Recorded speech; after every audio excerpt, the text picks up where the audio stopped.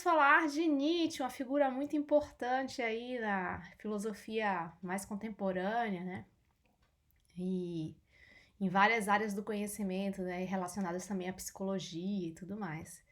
Eu vou compartilhar com vocês aqui a nossa tela, né? Aqui tá todo mundo dando bom dia, Janaína, Letícia, o Guilherme, a Ana. Muito bem, pessoal, bom dia.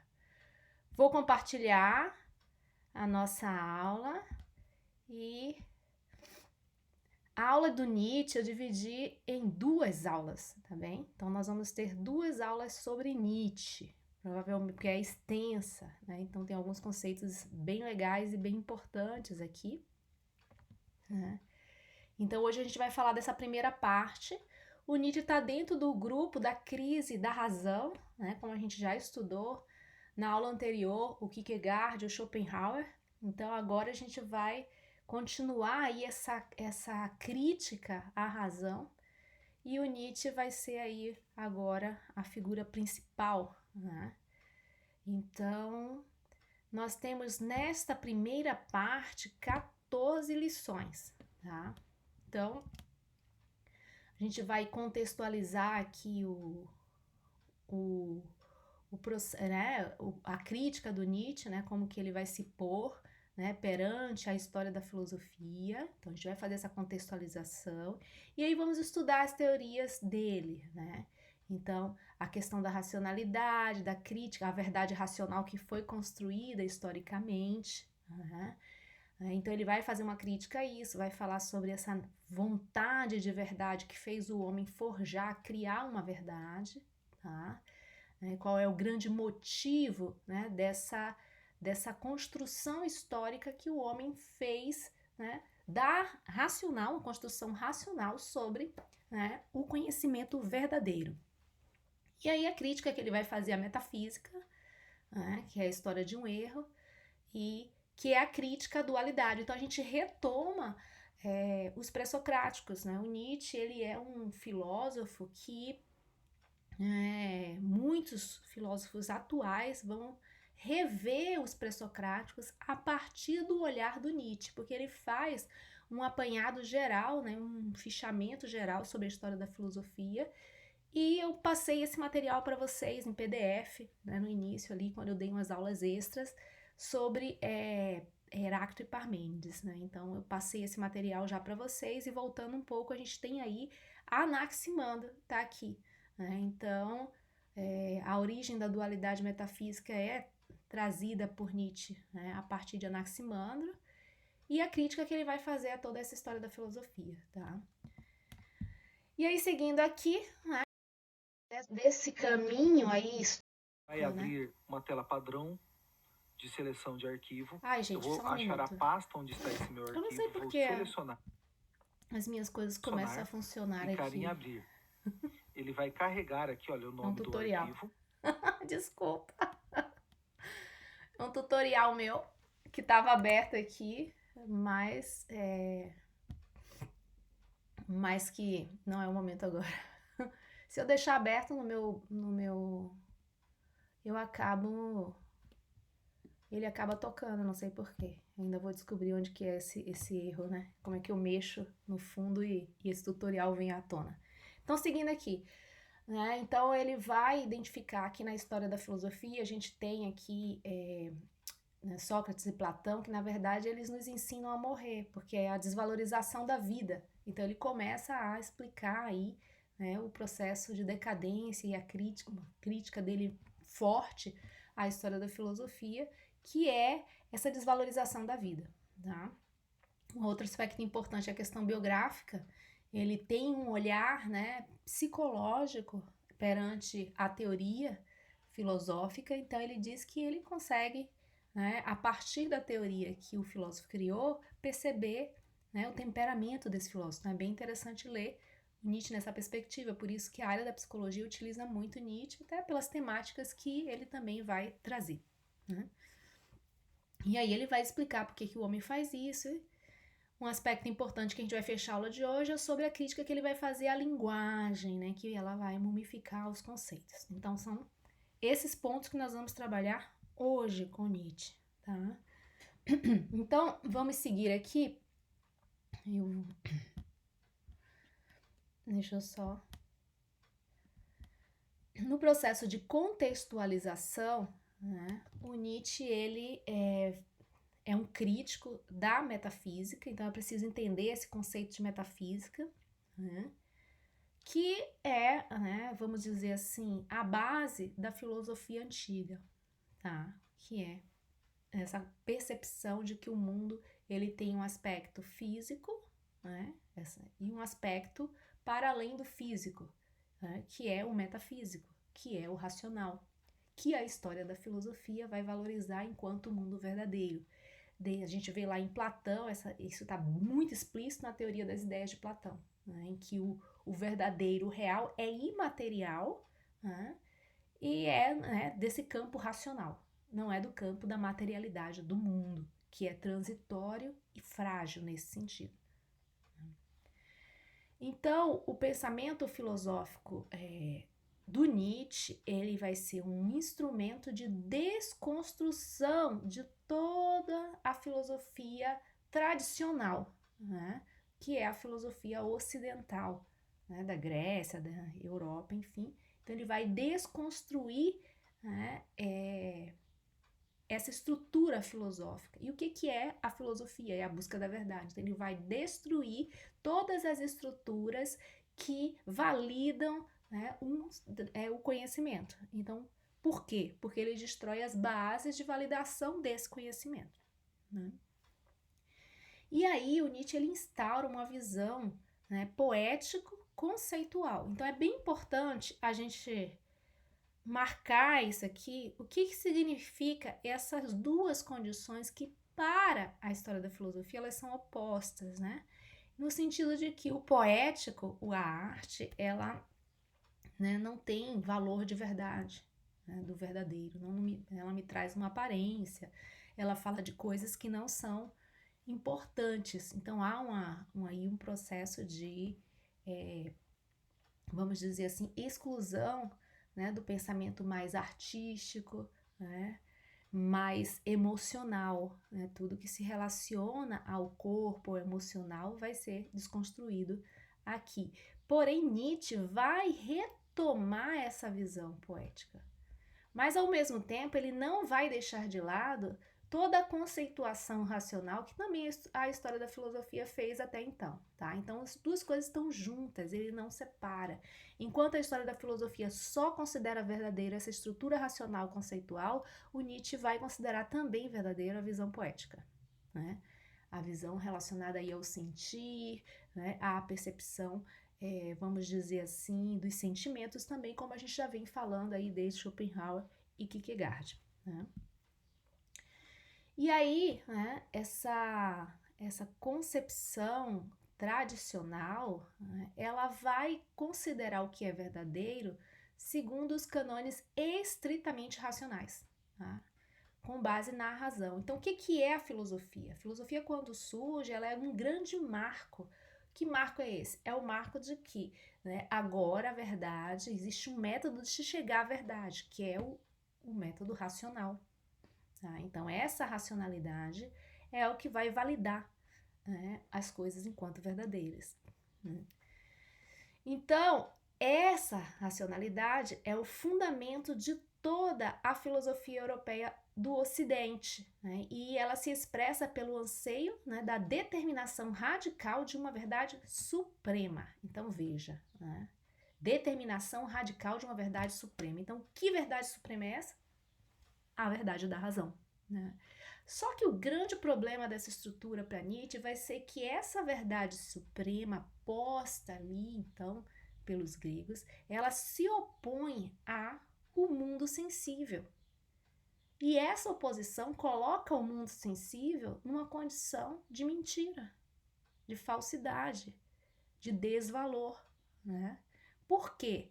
Então é o grande problema da história da filosofia, entre a questão do movimento e da imobilidade, né? Então eles vão valorizar o que é imóvel, fixo e eterno.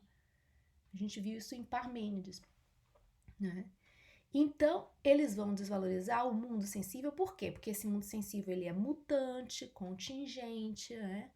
Ele é corruptível, E aí, por isso, ele não tem o status de verdade. Então, essa é a forma como a filosofia, a história da filosofia ali, vai categorizar o mundo sensível. Então, o mundo sensível não tem valor de verdade. Existe aí um receio, uma insegurança muito grande em relação à condição transitória do mundo que nós vivemos, que é o mundo material. Então, ele vai atribuir vamos dizer, essa rejeição que os homens, né, naquele momento fazem ao mundo, né, mutante, né, devido a um desejo muito forte que é essa vontade de verdade, né, tá aqui. Então o homem precisa, ele tem uma vontade, um desejo, né, de conhecer, de aprender as coisas pela razão, de compreender, né, o mundo. E aí, então, né, como esse mundo ele é mutante, o homem não compreende isso, ele vai criar uma verdade, né, racional, que é uma verdade fixa, não mutante. Né? Então, será essa verdade, essa construção que ele faz é para atender um desejo que ele tem de conhecer. Né? Esse esforço racional que ele faz, né, se afirma, então, na crença, né, da verdade enquanto, né, reverência ao sujeito como certeza e ao conhecimento objetivo. Então, esse sujeito precisa ter certeza, né, e essa certeza é dada sim por um conhecimento objetivo, mas porém fixo, né, nesse sentido. Então, esse é o ímpeto que o homem tem, essa vontade de verdade, de representar na sua mente o mundo, né, de coisificação. Tá? Esse é o leitmotiv, o motivo condutor para Nietzsche, né, que leva o homem a forjar, a criar uma verdade, que é estritamente racional, a qual ele pode, né, dominar, controlar e conhecer. Né? Então,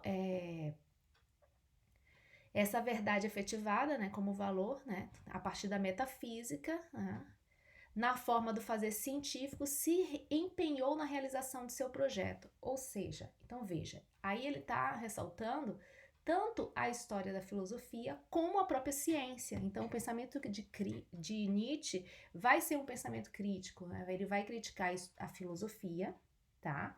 Ele vai criticar a ciência, e aqui como ele está mostrando, né, que a própria ciência também, né, mesmo a ciência estudando o mundo material, né, mas ele busca essa verdade fixa neste mundo material. Então, essa ciência ainda mantém a estrutura da verdade posta pela história da filosofia. E ele vai criticar, né, o que é mais conhecido do pensamento de Nietzsche, é o cristianismo. Né, quando se fala do clássico, né, da morte de Deus, né, então ele também vai chegar nessa crítica, a gente já vai chegar nessa crítica mais à frente. Tá? Então, o que a ciência faz? A ciência precisa tornar pensável, representável, calculável, previsível e manipulável todo ente do mundo. Então, não só essa racionalidade, vamos dizer assim, essa verdade imaterial que a gente vê ali em Platão, né, com a teoria das ideias, mas também essa verdade objetiva da ciência. Tá? Então ele vai fazer porque essa verdade objetiva da ciência também quer, né, tornar, né, representável na razão, né, todo ente, todo mundo. E para essa representação, né, na mente, na razão, essa ciência também acaba fixando a verdade. Né? Aí a Janaína está perguntando, né, se a coisificação é a minha necessidade de verdade. A coisificação, aqui ele está se referindo a essa representação que a ciência faz das coisas do mundo. Então, né, esse ímpeto de coisificação é o ímpeto que o homem tem de colocar, né, na sua mente, né, ele entender esse mundo, representar esse mundo, né, coisificar esse mundo na sua mente. E aí é essa questão objetiva. Então, envolve, o homem tem a necessidade de coisificar, o homem tem a necessidade de, né, conhecer. Né? E aí, como esse mundo é mutante e é instável, e esse homem se sente inseguro nisso, como que ele vai fazer para conhecer e se sentir seguro? Né? Ele vai fixar, coisificar, né? Ele precisa representar. Que talvez isso tenha a ver, gente, com a necessidade que aí o próprio Aristóteles vai falar, né? O homem, o bem supremo do homem é a razão, né? A racionalidade. Então, quando ele se realiza racionalmente, ele é feliz. Então, a felicidade em Aristóteles lá está relacionada a essa racionalidade. Né? Então, o Nietzsche está trazendo essa abordagem aqui, né? É uma abordagem da ciência. O que a ciência faz? A ciência quer conhecer o mundo, sistematizar o mundo, entender o que está à sua volta. E ele chama isso de coisificação, né? Que é essa representação que o homem necessita. Eu preciso compreender, né, o que está acontecendo. Por exemplo, se a gente for falar hoje das grandes linhas de interpretação do mundo, né? Então, a gente tem lá, como a gente falou, o marxismo ou o positivismo, a gente falou na aula passada. Né? Então, como que o marxismo interpreta o capitalismo? Então, são, né, essas. Como que ele coisifica, racionaliza, né, representa, no meu entendimento, qual é a narrativa que o Marx faz, né, de compreensão que ele dá a esse mundo. Né? Funciona assim, assim, então eu representei na minha mente. Né? Então, por exemplo, acontece um fato com a gente no nosso dia a dia. Como que eu interpreto esse fato? Seria essa narrativa. Então, às vezes eu falo assim, eu estou interpretando neste momento que esta pessoa fez isso comigo por isso, isso e isso. É a minha narrativa, é a minha representação, é o que me conforta naquele momento, é a forma como eu entendi aquela realidade. Né? Pode ser que amanhã, né, ou daqui a um ano, eu olhe aquela realidade, né, que aí, né, quem fala isso, né, esse momento, a gente falou isso na aula passada, né, de que eu volto, né, que eu relembro, eu revivo aquilo. Eu possa trazer um outro elemento, né, para compor essa narrativa, e aí eu vou interpretar esse mundo de um outro modo, para eu me sentir confortável. Então, assim, olha, eu estou entendendo desse modo, eu não quero trazer esse elemento, esse outro elemento me perturba. Então, eu vou entender deste modo. Mas quem sabe daqui a 2 anos eu trago aquele novo elemento que faz parte do real, mas que naquele momento eu não digeri direito. Então, essa aqui é a representação que cada um vai fazendo, ou que a ciência vai fazendo. E é nesse sentido que ele está explicando a necessidade da ciência. Né? É o leitmotiv. Seria, né, o leitmotiv, né, quer dizer, o grande motivador, né, de eu criar essa verdade racional, né, é o meu desejo de verdade, a minha vontade de verdade, a minha vontade de representar o mundo, né, de compreender o mundo. Eu preciso fazer uma narrativa desse mundo, eu preciso explicar esse mundo. É a vontade. Né? Aí eu uso a razão para fazer isso, tá, gente? Então, a vontade de verdade, Janaína, faz com que eu use a razão para criar uma verdade. Então, o leitmotiv não é a razão para Nietzsche, é a vontade. Né? Então, a gente já falou em Schopenhauer de vontade. Então, o Nietzsche também vai falar de vontade. São os dois, né, filósofos aí, né, que vão da base da filosofia contemporânea, que vão trazer, né, o conceito de vontade. Isso. Existe uma vontade. Então, veja, não é mais a razão que faz. Aí ele usou a razão para saciar a vontade de verdade. Mas o que está funcionando aí? Motivando a vontade, esse desejo. Então, agora, a porta para eu conhecer, ou a porta da verdade, não é mais a razão como era nos gregos, vai ser, no caso, a vontade, o sentimento que a gente falou na aula anterior. Né? Então, é essa vontade.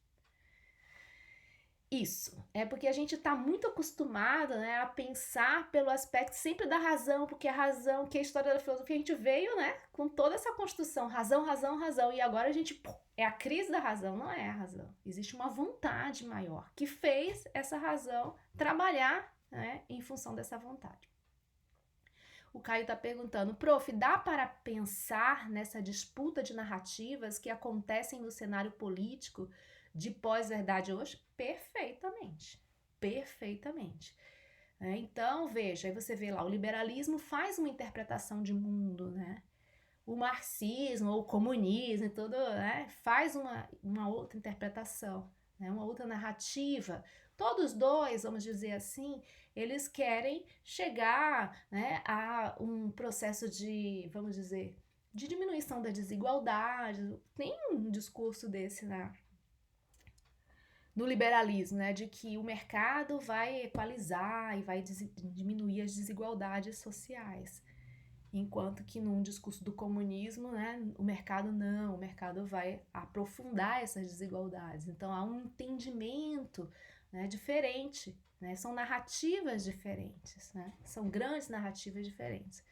E isso um pouco, né, os pós-modernas, né, da pós-verdade aí, que é essa pós-modernidade, ela vai dizer que ela vai meio que desconstruir essas verdades, no sentido de que vai dizer isso é só uma narrativa, uma forma de ver, e aí dá uma condição de que como se a verdade ela fosse só mera interpretação do mundo, e aí esses grandes núcleos, né, vamos dizer aí sólidos aí da história do pensamento, seja o comunismo, seja, né, o liberalismo, enfim, e outros, eles, né, a gente precisa, e aí outros grupos da filosofia também, do pensamento, vão criticar essa pós-modernidade, porque dá a sensação de que eu não tenho nenhuma referência mais no mundo. É como se, tudo é só interpretação, não existe uma verdade fixa, né? Mas na real, a gente sofre os impactos da vida, né? A gente tem coisas reais, né? E eu preciso ter alguma... não é meramente fumacinha ou algo, né, muito abstrato. O mundo é material e é real e a gente sofre impacto disso. Agora, claro, como que eu vou interpretar, explicar e reagir a isso? Isso sim é variável, né? Então, esse movimento de pós-verdade, né, pós-modernidade, né, aí isso é muito criticado, então, por esses núcleos sólidos da filosofia, porque dá a sensação de que não existe uma verdade, né? Enfim, aí as interpretações vulgares de cada uma dessas teorias é que são os grandes preconceitos e as grandes brigas, porque se a gente for aprofundar, está tudo resolvido dentro dessas teorias. A Ana está perguntando, prof, isso seria também um pouco de herança do relativismo heraclitiano? Não sei se... Eu acho que... sim. Eu acho que penso que a visão do Heráclito, do movimento, ele está sendo retomado desde a dialética hegeliana, né? Que vem Marx aí estudando a materialidade, né, e falando desse movimento. Há uma retomada de Heráclito, sim, né? Inclusive aí com Nietzsche, tudo mais, porque Nietzsche, né, vai, né, da filosofia grega que ele admira é o pensamento de Heráclito. Então é uma retomada, mas assim, essa retomada do movimento, aí associar isso a um relativismo, é um relativismo, mas aí já seria, né, eu posso ter uma visão do movimento, não seria bem um relativismo, seria talvez uma não afirmação categórica, uma verdade absoluta, mas talvez a compreensão de que nós vivenciamos momentos ou né, não temos essa percepção tão clara, todos os elementos para poder afirmar algo categoricamente, que a ciência já trabalha com verdade relativa nesse sentido, mas ela afirma coisas, né? Em alguns momentos os cientistas, por exemplo, se postam como verdades absolutas, né? Enfim, depende de como você lida com aquilo. Mas é sim, eu tentar olhar o mundo, né, por outras perspectivas, e a dialética nos faz isso, né? Porque quando ela quebra e ela diz que essa oposição, os opostos estão no mesmo, na totalidade, então fazem parte da mesma realidade, então isso já me faz olhar, né, outras posições, relativizar aquela condição, mas aí é diferente de eu relativizar toda a verdade, como talvez a pós-modernidade queira fazer, ou a interpretação mais vulgar da pós-modernidade que a gente vê aí, né, o uso de verdades e a criação de verdades a partir de interpretações, são interpretações fragmentadas, né, que aí distorce todo a verdade que está composta ali naquele momento, né? Enfim, a gente vai ver isso depois que a gente passar de Nietzsche, a gente vai trabalhar a filosofia da linguagem e aí a gente vai ver claramente aí essa questão das fake news também, né? Como que o fragmento não me dá uma interpretação daquilo, o fragmento não significa, então como ele não significa, eu posso significar ele de qualquer forma, como se faz nas fake news. Eu pego um fragmento de um fato, um fragmento de uma fala, um fragmento de um acontecimento, uma cena, e aí eu crio uma interpretação qualquer a partir daquilo ali, né? Mas se eu olhar o todo, aí eu vou entender aquela parte, né, dentro do significado real que ela tem naquele contexto. Então a questão do contexto vai ser muito sério aí na filosofia da linguagem. O Wittgenstein vai falar dos jogos de linguagem, vai trazer isso pra gente, vai deixar bem clara essa questão, né? Então o Nietzsche já nos leva, né, a pensar todo esse movimento. Ele vai ser a base do pensamento existencialista e é ele sim que vai ajudar, de nada, Ana, que vai ajudar a gente a pensar e vai dar o pontapé, né, para, vamos dizer assim, para o desdobramento do que é essa filosofia mesmo, pós-verdade, né? O Nietzsche vai ser o precursor disso sim, de toda essa teoria. Por isso que entender Nietzsche agora vai ajudar vocês a compreenderem o resto do movimento mais atual, né, que está acontecendo hoje. Então Nietzsche é a base aí da gente pensar a atualidade. Muito importante. E por isso que eu vou levar aqui 2 aulas com vocês, né, pra gente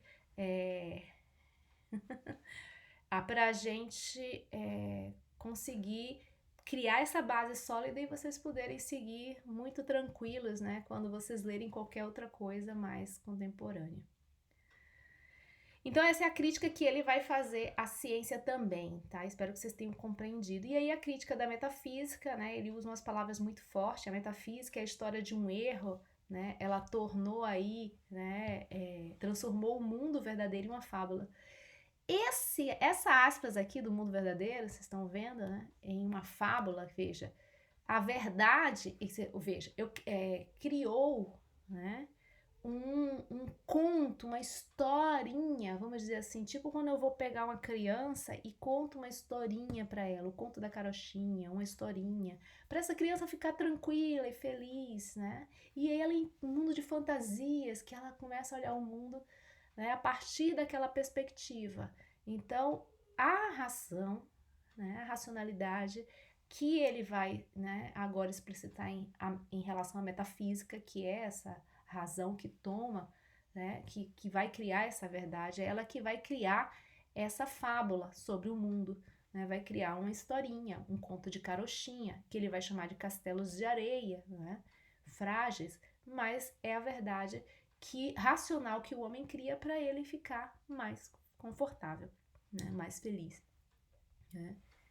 E aí tudo isso a gente viu lá em Parmênides, começa com Anaximandro, quando, né, há a cisão da verdade, né, em 2 mundos, na verdade. A criação do mundo metafísico como solução para essa incapacidade que o homem tem de entender esse mundo transitório, né? Então, essa metafísica é criada para dar esse bem-estar, né? Essa dualidade. E o grande problema dessa dualidade, né, é a superioridade do mundo inteligível em relação ao mundo sensível. Então, é a desvalorização do mundo sensível, que é a grande crítica que o Nietzsche vai fazer a essa história, né, que é caracterizada, então, por essa, vamos dizer, a negação do movimento, entender o movimento ou a mudança como algo ruim. Quem faz isso, claramente, primeiro vai ser o Anaximandro. Então a gente não estudou o Anaximandro, Eu acho que a gente não viu isso, né? O pessoal do terceiro ano viu, o pessoal da turma de medicina do pré-vestibular não viu Anaximandro. Eu acho que eu não trabalhei Anaximandro com vocês.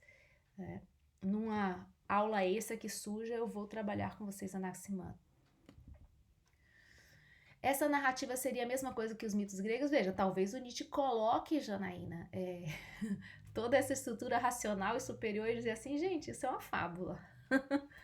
Então, na mesma categoria, né? Então ele dá um susto, né? Em toda a história da filosofia.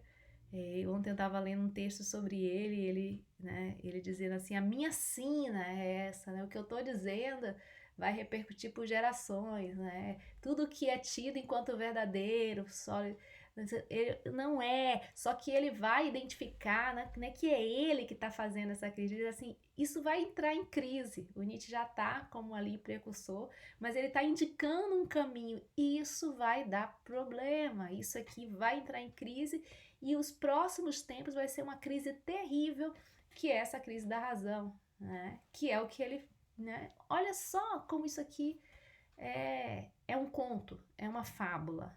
Né? Então, ele talvez coloque, né? Da mesma forma que a história da filosofia vai dizer que a mitologia é uma ilusão e fala aquilo como, né, um descrédito, ele está mostrando na mesma relação, na mesma proporção, sim, tá?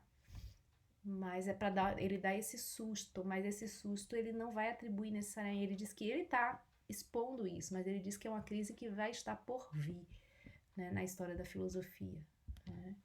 E aí ele diz que ele não é um homem, quer dizer, na verdade que o pensamento dele é que ele era uma dinamite e explodir ali, essa é a fala do Nietzsche, né, no texto dele.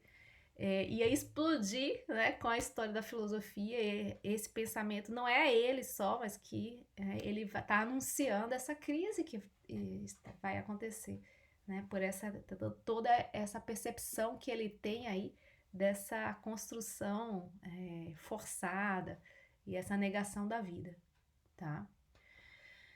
E aí tudo isso, a gente vai, se um dia a gente for falar sobre Anaximander, era bom, né, eu não sei se vocês lerem lá no texto do Nietzsche, no início ele vai falar de Anaximander, Tales e Anaximander, né? Que ele vai falar do apeiron, é um trecho ali, né, pequeno, se vocês puderem ler, para vocês entenderem, né, esse sentimento de culpa e essa negação que se tem ao movimento, né? Porque veja, se um momento, hoje, agora a gente tem nesse momento dia, né? E aí mais tarde a gente vai ter noite. Então ele vai entender essa mudança como destruição.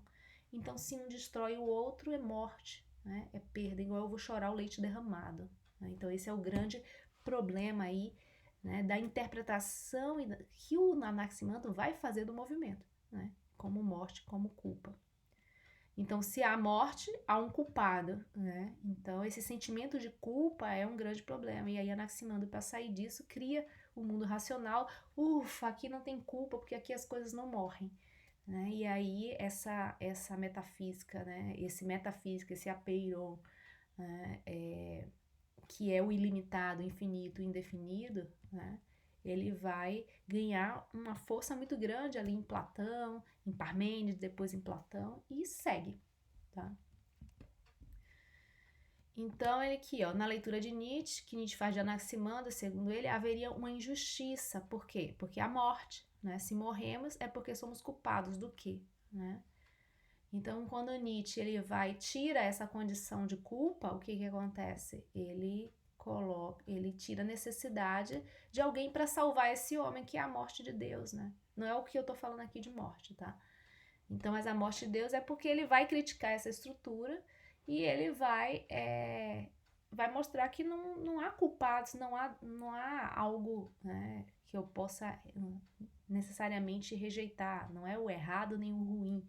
Isso é a própria vida, né? Então, aceitar essa condição, né, não coloca essa condição como algo que eu preciso me livrar. Se eu não preciso me livrar disso, eu não preciso de alguém que me salve. Seria a morte de Deus, que é a transvalorização dos valores, que a gente vai entendendo isso ao longo, né, dessas duas aulas que a gente vai fazendo, tá? Mas aqui o que eu quero falar sobre morte, eu não sei que horas são, se alguém puder me dizer as horas, porque eu deixei meu celular lá fora. aqui que ele está falando da morte é como que os filósofos eles vão trabalhar no sentido de buscar 8h35, né? Faltam 10 minutos. Vocês me avisam quando acabar, por favor, porque eu tô sem, pra eu não ficar me desconcentrando, pensando, ai, que horas são? Então, tem um relógio ali, mas ele tá atrasado nos 10 minutos, eu acho. Ele atrasa. Obrigada, Ana. Então, gente, Sócrates, ele vai também, né, trabalhar com essa dualidade, e aí o Nietzsche vai dizer assim, nossa, toda a história da filosofia nos ensina a morrer, né, valoriza a morte. Por que valoriza a morte? Porque essa vida não tem valor, né, essa vida é de dor, de sofrimento, né, tem essa coisa, né, da negação do sofrimento. E aí ele exemplifica, né, que o Sócrates, quando ele toma o veneno, ele aceita tomar o veneno, né, isso também mostra claramente, né, como que há uma rejeição desta vida, né? Então ele diz assim, é um gesto de celebração de quem está se curando de uma doença que é a própria vida, né? Então aqui é uma questão séria, né, que como Nietzsche vai interpretar essa ação do Sócrates. Então o Sócrates diz assim, eu prefiro morrer do que ficar nessa vida aqui sem poder dizer as coisas que eu preciso dizer. Então eu vou para uma outra vida, né? Então existe essa concepção aí de uma outra vida para além dessa vida material e, enfim, uma outra vida material que possa acontecer depois, né, dessa morte. E Platão, da mesma forma, ele vai dizer, o Nietzsche, que Platão afirmava que a filosofia era uma preparação para a morte, no sentido de que, veja, o mundo verdadeiro e perfeito, né, é o mundo das ideias, que é da alma. Então, veja, eu estou nesse corpo, preso a esse corpo, mas quando eu morrer, esse corpo morrer, essa alma se desprende e volta para esse mundo perfeito. Vê, eu estou me preparando, né, porque o mundo perfeito das formas perfeitas, ele é imaterial, não é esse mundo material. Então, logo, esse mundo material, eu preciso ir logo para o mundo imaterial, tá? Então, aí é que ele vai mostrando a decadência, né? Olha aí, a decadência do nosso pensamento, né? A decadência e o pessimismo da história da filosofia. Ele demonstra isso. Vai dizer, Nietzsche é um filósofo pessimista. Não, ele demonstra o pessimismo que existe. Só que o pessimismo de Nietzsche é outro, é um pessimismo que não é pro pessimismo, né? É estético, é assim, vamos vivenciar e entender o sofrimento faz parte, vamos admirar o sofrimento também, diferente, né, do que a história da filosofia quer se livrar, né, de certas condições, né, que são, como demasiado, são humanas, né, fazem parte da nossa essência, né? Aí a Ana perguntou, prof, o suicídio seria um estágio filosófico para algum filósofo? Não sei, viu? Acho que não. Eu, pelo menos, não estudei nada em relação a isso, né? Do suicídio. Não. Não seria. Não, acho que não. Não. Há uma negação aqui, né, da vida, mas não necessariamente. Veja, na verdade, vamos pensar de uma forma crítica, né? Se eu nego tudo isso e esse mundo ele é transitório e ele é feito disso, o que isso me leva? Me leva a uma depressão absoluta, né? Me leva a essa negação da vida na necessidade do próprio suicídio. Nietzsche está criticando e está mostrando que essa forma que a gente construiu o pensamento ocidental nos leva a isso, né? Porque se é a negação da vida. Então essa é uma crítica muito forte. Então vamos dizer, talvez, né, Ana, que o que Nietzsche está querendo indicar é que a história da filosofia nos induz a isso. O nosso paradigma de negação do corpo, da vida, do sofrimento, né, de que a dor é feia, que a tristeza, né, se eu nego isso, eu sou isso, eu estou negando a minha vida, estou negando a própria existência. Então, né, talvez toda a construção paradigmática de verdade, do que é verdadeiro, que a ciência faz, que o cristianismo faz, que a filosofia fez e faz, né, construiu, foi a base disso tudo, nos levaria a um suicídio, ou a essa sociedade depressiva, né? Ou a essa sociedade. E aí a minha hipótese, e aí é uma hipótese minha, tá, pessoal? É que a gente só tem a estrutura como essa sociedade está organizada, claro, a desigualdade social e a exploração do homem sobre o homem, ela é anterior, tá? Então esse paradigma está refletindo um comportamento que o homem já tinha, né? E esse paradigma reforça isso, reforça essa condição, né, de exploração de um sobre o outro. Então, a gente precisaria talvez mudar as bases paradigmáticas de entendimento de mundo para um outro entendimento de mundo, e aí talvez a gente poderia chegar a entender que a exploração de um homem sobre o outro não é algo legítimo, mas a gente teria que mudar as bases dos paradigmas, porque os nossos paradigmas, a forma como a gente construiu, né, é uma justificação disso tudo, nos permite isso tudo, inclusive o próprio suicídio, né, que é a negação da vida. Isso aí é algo muito sério, né? E é o juízo de que a vida não tem valor. Se a vida não tem valor e eu tô sofrendo muito, eu logo, né, vou tirar essa vida, né, e vou me livrar desse corpo, né? Então esse é um problema sério. Isso dá para escrever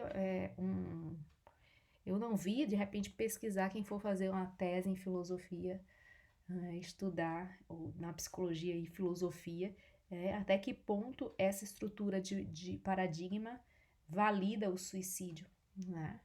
Ou leva uma crise tão grande que leva ao suicídio, né? Uma tese de doutorado importante. Que é isso que o Nietzsche está identificando, né? Esse desvalor que a história da filosofia faz à vida. Então ele vai tentar interpretar, captar, né, como psicólogo, esse sintoma, da onde vem esse desvalor. Aí ele vai, né, mostrar que vem da personalidade de cada um. Todo filósofo, né, ele expressa no seu pensamento, ele mostra quem elaborou, ele expressa seu temperamento, a sua personalidade. Aí vocês vão ver naquele livro que eu botei para vocês lá, o PDF, que é, né, a filosofia na época trágica dos gregos, né? Então, e aí há um desprezo aqui, ó, pelo elemento místico ou, vamos dizer, estético, né?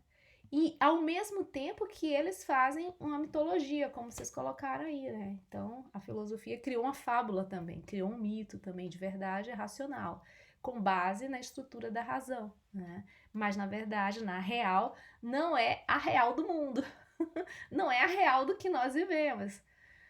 Então, ele vai propor, né, ele critica, né, essa negação, né, do místico, do estético, né, em nome de uma verdade racional que na real, né, para não usar na verdade, é uma verdade também mitológica, tá? Então, o que o Nietzsche vai trazer é essa questão né, de você... Só que ele vai trazer essa crítica, mas não como uma crítica... Ele vai olhar de modo estético, como belo também esse caminho que o homem fez, né? Que o homem criou uma outra verdade, né? E ele vai, né, criticar, sim, toda a estrutura socrática, platônica, aristotélica, que vem desde Anaximandro, tá? E aí ele vai dizer aqui que o intelecto... Aí ele faz uma coisa, assim, perfeita. Ele vai dizer, o homem é um ser vulnerável. Vulnerável na natureza, né? Fraco em relação a um tigre, por exemplo. E por isso ele usa o intelecto para se salvar, né? Ele usa essa razão para se salvar, né? E aí por quê? Porque ele é incapaz de viver na natureza, ele não tem as garras de um tigre, enfim. E aí ele precisa do intelecto, e o intelecto serve para ele criar, né, condições de sobrevivência, né?